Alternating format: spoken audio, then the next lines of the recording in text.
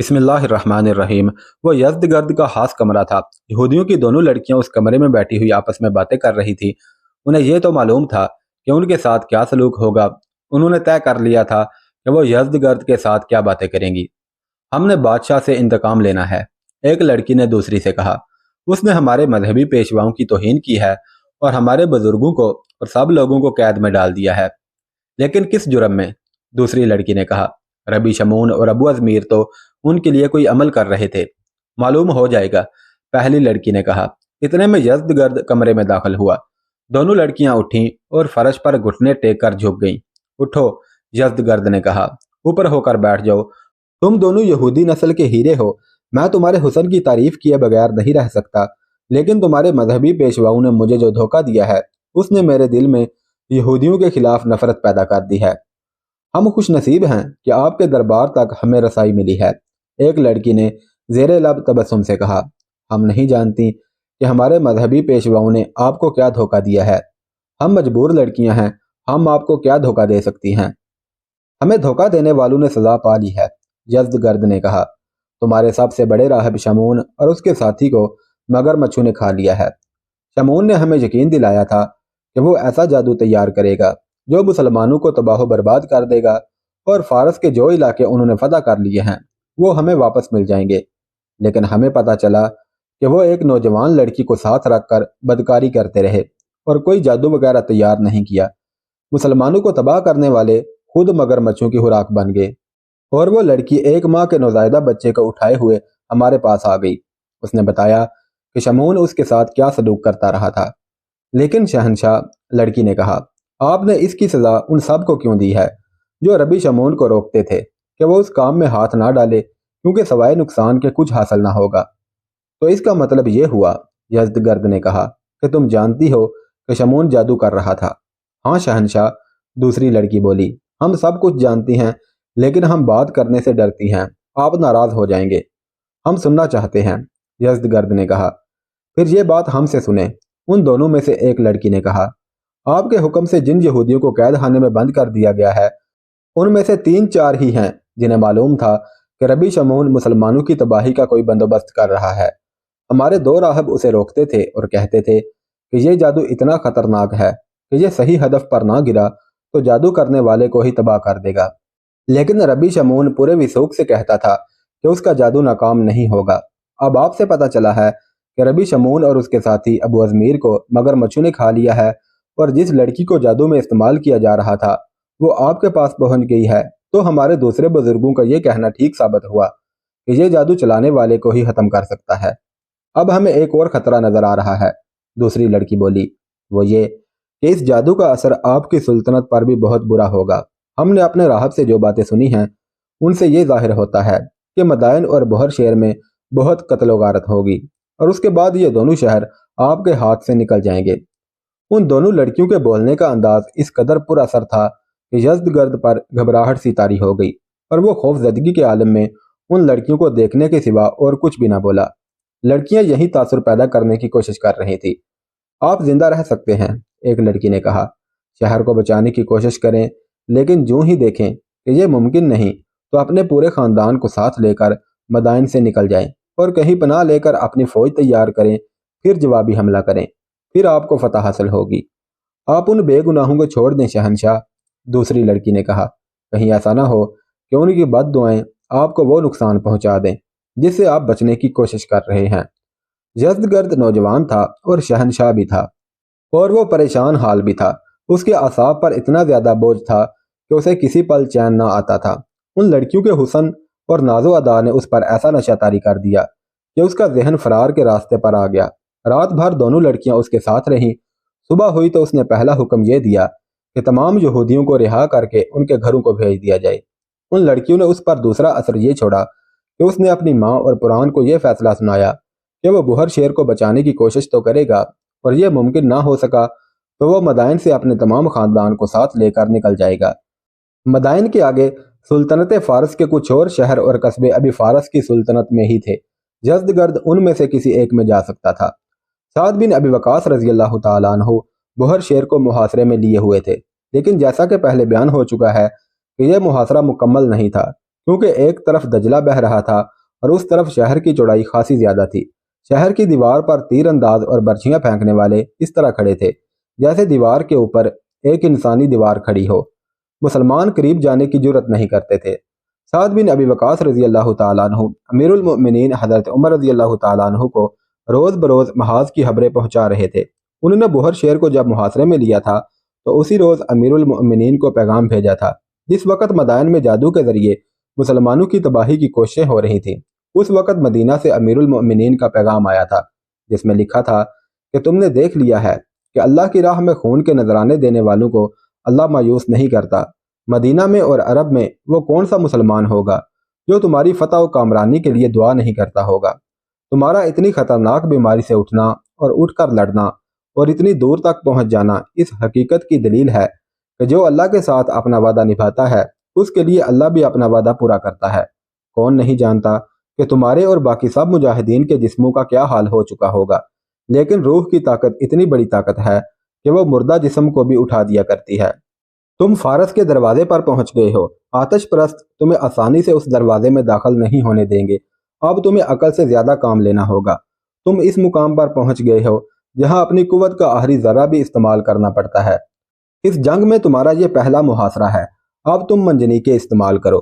شہر پر اتنے پتھر برساؤ کہ شہر پتھروں میں دب جائے۔ ہو سکتا ہے کہ دشمن باہر آ کر تم پر حملہ کرے۔ اس صورت میں اپنے عقب کا خیال رکھنا۔ جن لوگوں کو تم نے رہا کیا تھا وہ تمہارے لیے خطرہ پیدا کر سکتے ہیں۔ اگر ان میں سے کوئی تمہیں دھوکہ دے تو اسے جینے کے حق سے محروم کر دینا۔ تم نے عورتوں اور بچوں کو بہت دور پیچھے چھوڑ دیا ہے۔ انہیں اتنی دور نہ رکھو، انہیں اپنے قریب لے جاؤ۔ محاصرے میں 1.5-2 مہینے گزر چکے تھے۔ اس کی ایک وجہ تو یہ تھی کہ شہر کا دیوار بہت مضبوط تھا اور دیوار میں شگاف ڈالنے کے لیے دیوار کے قریب جانا خودکشی کے برابر تھا۔ دوسری وجہ یہ تھی کہ سعد بن ابی وقاص رضی اللہ تعالیٰ عنہ اتنا وقت حاصل کرنا چاہتے تھے کہ زخمی مجاہدین صحت یاب ہو جائیں۔ ان 1.5-2 مہینوں میں بیشتر زخمی لڑنے کے قابل ہو گئے تھے۔ امیر المؤمنین کا پیغام ملتے ہی سعد بن ابی وقاص رضی اللہ تعالیٰ عنہ نے اپنے لشکر کو حکم دیا کہ منجنیقوں کے لیے پتھر اکٹھے کر لیے جائیں۔ تقریباً آدھا لشکر محاصرے میں رہا اور باقی آدھا پتھر اکٹھے کرنے کے لیے بکھر گیا۔ قریبی بستیوں میں رہنے والے لوگوں نے جب دیکھا کہ مجاہدین پتھر اکٹھے کر رہے ہیں تو وہ سب باہر آ گئے اور پتھر اکٹھے کرنے کے لیے ادھر ادھر بکھر گئے۔ وہ بیل گاڑیاں اور گھوڑا گاڑیاں بھی لے آئے تھے۔ ایک ہی دن میں انہوں نے پتھروں کے انبار اکٹھے کر لیے۔ ادھر مدائن سے بحر شیر کو ہر طرح کی مدد مل رہی تھی۔ فوراً بحر شیر جا کر وہاں کے لوگوں کو جوشیلی تقریروں سے بھڑکاتی اور اکساتی رہتی تھی۔ شہر کے لوگوں نے جب دیکھا کہ فوج ان کے ساتھ ہے اور فوج کا جذبہ بھی عروج پر ہے اور مدائن سے ضرورت کی ہر چیز آ رہی ہے تو لوگوں کا جذبہ بھی بڑھ گیا اور جوش و خروش سے اپنی فوج کے دوش بدوش شہر کے دفاع میں سینہ سپر ہو گئے۔ 1-2 دنوں بعد اچانک شہر پر پتھر گرنے لگے۔ چونکہ دیوار پر تیر انداز اور برچیاں پھینکنے والے کھڑے تھے اور انہیں توقع نہیں تھی کہ پتھر آئیں گے، اس لیے پہلے پتھر ان فوجیوں میں سے کئی ایک کو لگے۔ ان میں سے بعض صرف زخمی ہوئے اور بعض مارے گئے۔ انہیں حکم دیا گیا کہ وہ دیوار پر کھڑے نہ ہوں بلکہ باہر بیٹھ کر دیکھتے رہیں۔ منجنیقیں ان کے لیے عجیب اور انوکھا ہتھیار تھا جو انہوں نے پہلے کبھی نہیں دیکھا تھا۔ یزد گرد کو اطلاع ملی تو وہ اپنے محافظ دستے کے ساتھ دوڑا آیا اور پل سے بحر شیر پہنچا۔ یہ منجنیقیں چھوٹی تھیں اس لیے ان سے چھوٹے سائز کے پتھر پھینکے جاتے تھے۔ یزد گرد نے شہر پر پتھر گرتے دیکھے تو اس نے حکم دیا کہ لوگ گھروں کے اندر رہیں۔ یزد گرد نے دیوار پر جا کر منجنیقیں دیکھی، ان کا اس کے پاس کوئی توڑ نہیں تھا۔ اس نے شہر کے جرنیل اور دیگر حاکموں کو بلایا۔ مسئلہ یہ زیر بحث آیا کہ منجنیقوں کو کس طرح بیکار کیا جائے۔ اس کا ایک ہی طریقہ ہے، شہر کے جرنیل نے کہا۔ کچھ نفری باہر بھیجی جائے جو مسلمانوں پر اس جگہ شدید حملہ کرے جس جگہ کوئی ایک منجنیق ہو۔ شدید حملے سے مسلمان منجنیق کو گھسیٹ کر نہیں لے جا سکیں گے، اسے ہمارے آدمی گھسیٹ کر شہر میں لے آئیں گے۔ اسے دیکھ کر ہم اسی طرح کی منجنیقیں بنا لیں گے۔ یزد گرد کو یہ تجویز بڑی اچھی لگی۔ اس نے حکم دیا کہ اس کے سامنے کچھ نفری کو باہر نکال کر حملہ کیا جائے۔ فوری طور پر نفری تیار کر لی گئی، انہیں ضروری ہدایات دی گئیں۔ یزد گرد نے ان کا حوصلہ مضبوط کرنے کے لیے ان کے جذبات کو بڑی جوشیلی تقریر سے ابھارا۔ شہر کی ایک طرف دیوار میں 2 دروازے تھے۔ بیک وقت دونوں دروازے کھلے اور ان میں سے گھوڑ سوار تلواریں اور برچیاں تانے اس طرح نکلے جیسے سیلابی دریا کا بند ٹوٹ جاتا ہے۔ مسلمانوں کو اس حملے کی توقع نہیں تھی۔ ان گھوڑ سواروں کا رخ اس طرف تھا जहां 2 मंजनीकें करीब करीब लगी हुई थी। मुसलमान चूंकि मुहासरा किए हुए थे, इसलिए घोड़सवार तैयार नहीं थे। उनके घोड़े अलग खड़े थे, जिन पर जीनें नहीं थीं, लेकिन प्यादे हर तरह तैयार थे। उनके साथ काका बिन अमर, आसम बिन अमर, तलीहा और हाशिम बिन उतबा रजी अल्लाह तआला अन्हु जैसे जांबाज भी मौजूद थे। उन्होंने घोड़ों की परवाह ना की और प्यादों को साथ लेकर सवारों का मुकाबला करने लगे। मुजाहिदीन ने शहर के घोड़सवारों को घेरे में लेने की कोशिश की, लेकिन घेरा मुकम्मल ना हो सका, क्योंकि जो मुजाहिदीन घेरा मुकम्मल करने के लिए दीवार के करीब चले गए थे, उन पर ऊपर से बर्छियां और तीर आने लगे। बाज मुजाहिदीन जख्मी हो गए, इस वजह से घेरा तोड़ना पड़ा। आतश परस्तों के घोड़सवारों को यह भी देखना था कि उन्हें वापस भी जाना है। शहर के ये दोनों दरवाजे बंद कर दिए गए थे। प्यादा मुजाहिदीन ने घोड़सवारों का मुकाबला इस खूबी से किया कि कई एक को गिरा लिया और इस कोशिश में लगे रहे कि कोई भी सवार वापस ना जा सके। कुछ देर मैदान गर्म रहा। दूसरी तरफ से भी मुजाहिदीन इधर आने लगे, लेकिन साद बिन अबी वकास रजी अल्लाह तआला अन्हु ने इस ख्याल से उन्हें रोक दिया कि अंदर से मजीद घोड़सवार आ गए तो सूरत हाल बिगड़ जाएगी। मुजाहिदीन इतने लंबे मुहासरे की वजह से ताज़ा दम थे। उन्होंने ये अरसा आराम में गुजारा था, इसलिए घोड़सवारों पर वो ऐसे बरसे कि तकरीबन निसफ को वहीं रखा और बाकी शहर की तरफ भाग निकले। पीछे से तीर अंदाजों ने इस तरह तीर चलाए कि उनमें से कई तीरों का निशाना बन गए। उसके बाद मुसलमानों ने फिर मंजनीकों से संगबारी शुरू कर दी। शहर पर खौफो हरास तारी हो गया, जो मुसलसल संगबारी से बढ़ता गया। उसके बाद ये मामूल बन गया कि हर तीसरे चौथे रोज शहर के दरवाजे खुलते और घोड़सवारों के एक दो दस्ते बाहर आते। घुमसान का मार्का लड़ा जाता और जो सवार बचे रहते वो वापस चले जाते। उन हमलों में ज्यादातर नुकसान फारस के घोड़सवारों का होता था। मुअर्रखों ने लिखा है कि मुसलमानों को मुहासरे से पिस्पा करने का यह तरीका उनके लिए बड़ा नुकसानदा साबित हो रहा था, लेकिन यज़्दगर्द का हुक्म था कि ये हमले जारी रखे जाएं। यह दरअसल यज़्दगर्द का आखिरी इकदाम था, लेकिन वो ये नहीं देख रहा था कि उसका उसे कितना नुकसान पहुंच रहा है। उसने ये भी ना देखा कि इतने ज्यादा नुकसान से उसकी फौज का हौसला टूट रहा है। बाज़ तारीखों में यह रवायत मिलती है कि यज़्दगर्द ने ख्वाब में अपने बाप खुसरो परवेज को देखा और खुसरो परवेज ने उसे कहा कि अपनी फौज में ऐसे बहादुर अफसर, ओहदेदार और सिपाही मुंतखब करो जो अपने वतन पर जाने कुर्बान करने से दरेग न करें। उन्हें बाहर निकाल कर मुसलमानों पर हमला करवाओ और ये जांबाज अहद करके बाहर निकलें कि मुसलमानों को काट कर वापस आना है या वापस आना ही नहीं। एक रवायत यह है कि इल्म नजूम और ज्योतिष के एक माहिर ने जायचा तैयार करके यज़्दगर्द को एक खास दिन और वक़्त बताया था कि उस दिन मुसलमानों पर हमला किया जाए तो कामयाबी होगी और बोहर शेर भी बच जाएगा और मदाइन भी। उस नजूमी ने यज़्दगर्द से यह भी कहा था कि वह बदी तर्क कर दे और किसी गैर औरत के करीब भी ना जाए। यही रवायत सही मालूम होती है, क्योंकि आतश परस्तों का शाही खानदान इल्म नजूम और फाल नामों में यकीन रखता था। रुस्तम, जो बहादुरी, जारहियत और जनरलशिप की बेमिसाल अलामत समझा जाता था, खुद इल्म नजूम पढ़ा हुआ था और उसके अपने ही बनाए हुए दानिशों ने उसे बुज़दिल बना दिया था। उसकी पेशगोई ये थी कि सुल्तनत फारस ख़त्म हो जाएगी। एक मुअर्रख ने ज़रा मुख्तलिफ रवायत लिखी है। वो ये कि कुरान ने यज़्दगर्द से कहा था कि मुसलमानों पर एक हल्ला ऐसा बोला जाए कि उनके पांव उखड़ जाएं और उससे अपनी फौज का खून गरमाया जाए और उनमें गैरत पैदा की जाए और फिर उनसे कहा जाए कि जो सबसे ज्यादा गैरतमंद हैं और अपने आप को बहादुर समझते हैं वो हमले के लिए तैयार हो जाएं। और यज़दी, इस मुअर्रख के मुताबिक कुरान ने यज़्दगर्द से कहा, मत भूलो कि यहाँ के उमरा और नुमाइंदे तुम्हें इसलिए लाए थे कि तुम सुल्तनत फारस को अरबों से बचाओगे। मैं तुम्हारी खातर तहत से दस्तबरदार हो गई थी। खून का आखिरी कतरा भी बहा दो, फौज का आखिरी सिपाही भी मरवा दो, दजला के किनारे अरबों की लाशों के ढेर लगा दो, अभी बोहर शेर चलो। उनमें कोई भी रवायत सच्ची हो सकती है, लेकिन ये एक तारीखी हकीकत है कि यज़्दगर्द ने दोनों यहूदी लड़कियों को आज़ाद कर दिया और उस हरम को जहन से उतार दिया था जिसमें एक से बढ़कर एक हसीन लड़की मौजूद थी। शाहाना ऐशो इशरत को उसने तर्क कर दिया और अपनी माँ नूरीन और कुरान को लेकर बोहर शेर चला गया। उसके साथ माँ और कुरान के अलावा मदायन की फौज के 2 जर्नैल और चंद एक कम दर्जा फौजी अफसर भी थे। किसी भी तारीख में उन जर्नैलों के नाम नहीं मिलते। बोहर शेर पहुंचते ही यज़्दगर्द ने वहां की तमाम फौज को इकट्ठा किया। वो घोड़े पर सवार था। नूरीन और कुरान भी घोड़ों पर सवार थी। सूरज के पुजारियों, उसने फौज से खिताब किया, तुम उस सूरज की किरणें हो जो हमारा माबूद है। तुम वो किरणें हो जो दुश्मन को जलाकर राख कर देती हैं। لیکن کیا ہو گیا ہے تمہاری غیرت کو؟ تم سے تو دنیا ڈرتی تھی، آج تم خود ڈرے ہوئے مویشیوں کی طرح اس قلعے میں بند ہو گئے ہو۔ کیا تم اتنے بزدل ہو گئے ہو کہ تمہیں یہ بھی احساس نہیں رہا کہ تم اپنی کنواری بیٹیوں بہنوں کو مسلمانوں کے حوالے کر آئے ہو؟ مسلمانوں نے تمہاری عورتوں کو لونڈیاں اور کنیزیں بنا لیا ہے، اور اپنے کسانوں کا حال دیکھو جن کی کھیتیاں سونا اگلتی ہیں، مگر آج ہمارے کسانوں کی کمائی کے مالک مسلمان ہیں۔ یزدگرد ابھی بول ہی رہا تھا کہ پران اپنا گھوڑا یزدگرد کے پہلو میں لے گئی اور بازو لہرا کر بولی، اگر تمہاری غیرت مر گئی ہے تو میں تمہاری بیٹیوں اور بہنوں کی عزت کی خاطر لڑوں گی۔